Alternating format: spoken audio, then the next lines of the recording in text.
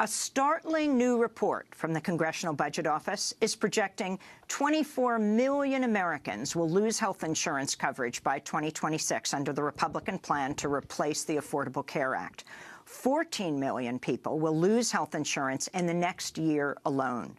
Just hours before the CBO report was released, President Trump claimed the Republican plan would ensure health care access for all.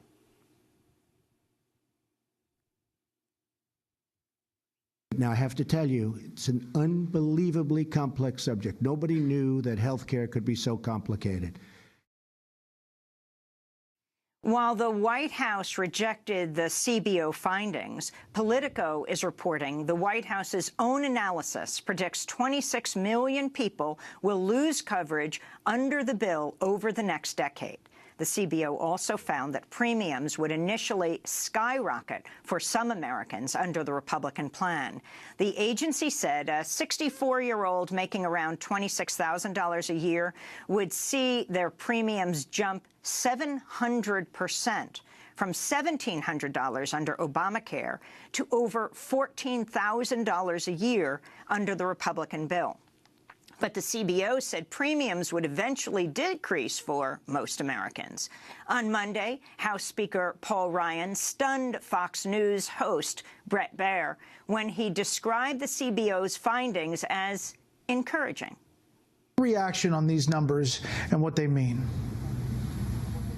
Well, actually, I think if you read this entire report, I'm pretty encouraged by it, and it actually exceeded my expectations. Mr. Speaker, if you're encouraged by this CBO report, what's a CBO report you're discouraged by? Oh, I've seen a lot. I've been reading them all half my life. But the point I'm saying is what CBO did was they validated. We are block granting Medicaid back to the states, saving $880 billion right there.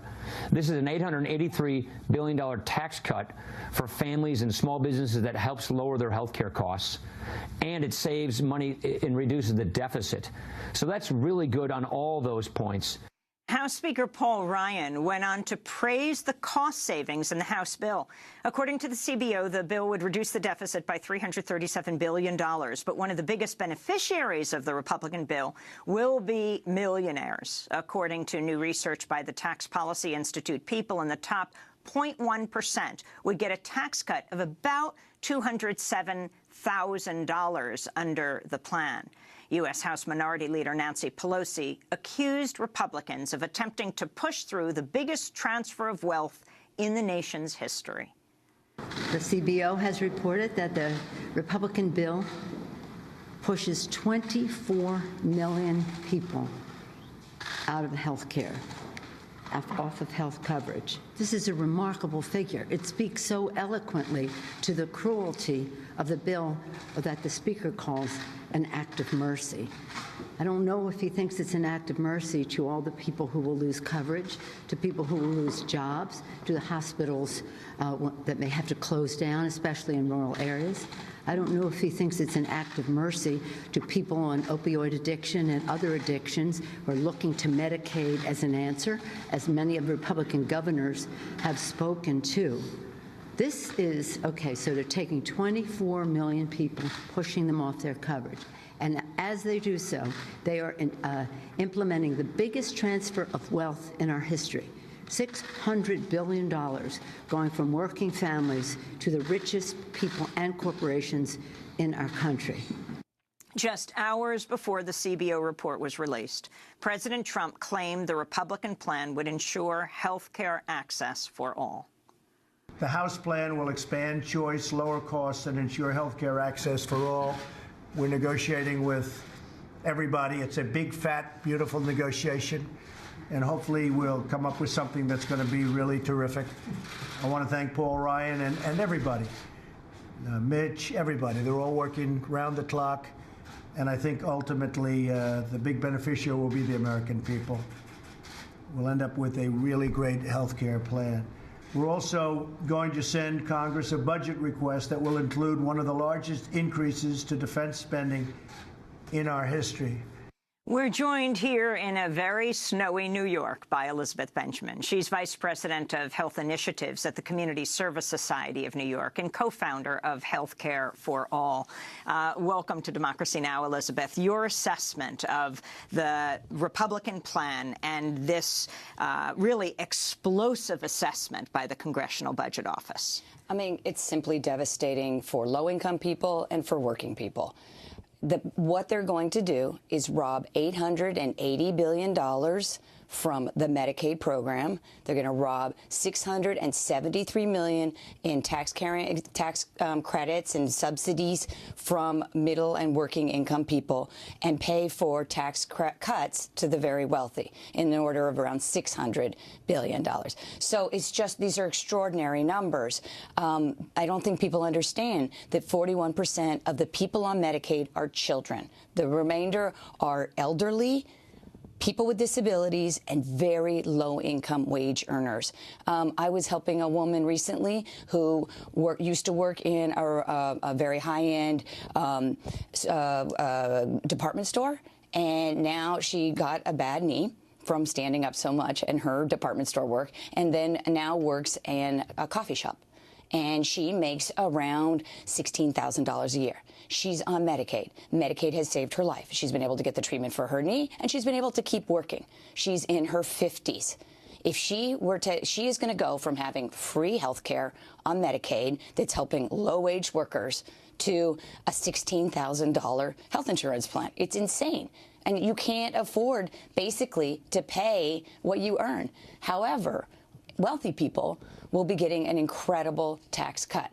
So the Peterson Institute for International Economics just released a statement saying people who make $1 million will be getting a $12,900 tax cut, while the people who are earning $26,000 who are older will be getting a $12,000 insurance rate hike. This is not fair, it's not right, and it's unethical. So let's go to Health and Human Services Secretary Dr. Tom Price speaking on Monday.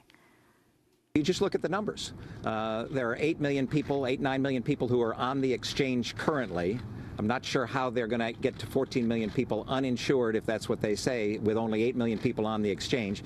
There are individuals, I guess, that they assume that are on Medicaid who aren't paying anything in the Medicaid system, who are going to not take the Medicaid policy just because the mandate ended or something happened. It's just not believable is what we would suggest. And we'll look at the numbers and see. So that's Dr. Tom Price. I mean, that just shows a shocking level of ignorance for our highest health official in the country. I mean, what they are doing is robbing money from the Medicaid program, robbing money from the states. They're incentivizing states to cut people off of Medicaid. Instead of being looked at the eligibility once a year, they're changing it to every 6 months. Instead of letting people have retroactive Medicaid, if they get in an accident, go into a coma, it goes backwards for a month while you were in a coma, they're getting rid of that. They're basically incentivizing the states to cut off Medicaid for low-income and working people. And we will have no more Medicaid program for them. So the fact that he doesn't understand how the numbers were derived by the Congressional Budget Office, by the way, which were rosier than the White House's own numbers. He's in the White House. Can't he read the reports? I find that just a shocking display of ignorance. Unless that's his intention. Well, or unless they're just simply pretending, to obscure facts, which seems to be the plan here. But the bottom line is real people will get hurt, like my waitress, like children, like seniors, people in nursing homes. It's really an unconscionable bill. So talk about a 20-year-old and a 60-year-old and what's going to happen to them. A 20-year-old, so now we're moving from Medicaid for a second to what's happening in the marketplaces. So we're talking about people with a little more income, say around $16,000 a year and above. What will happen to a 20-year-old who is earning around $18,000 is they will get a $2,000 tax credit. Now they're able to buy a plan that costs $150, so they're going to be a net winner. So that will incentivize, and this is what they're trying to do, is incentivize more young people to get into the health insurance market. Not a bad idea on its face to incentivize young people to get into the marketplace, but their means are pernicious and evil. The 60-year-old will have to pay right now, who's making the same amount of money, around $20,000, will be asked to pay 5 times more because they're going to allow age rating, which means they're going to say if you're older, you have to pay 5 times more than a younger person. They're not going to base it on income anymore. Before, it was like you pay as much as you can up to set amounts, up to 400% of poverty. Now they're saying forget about your income and how much you can afford. Everybody has to pay the same amount. And P.S., if you're older, you have to pay 5 times more. I want to turn to House Speaker Paul Ryan on Sunday, speaking to Face the Nation. He said he doesn't know how many Americans will lose coverage under the health care proposal. I can't answer that question. It's up to people. Here's the premise of your question.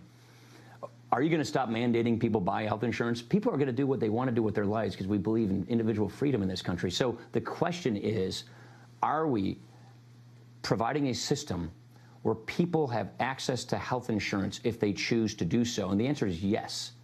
But are we going to have some nice-looking spreadsheet that says we, the government of the United States, are going to make people buy something and therefore they're all going to buy it? No.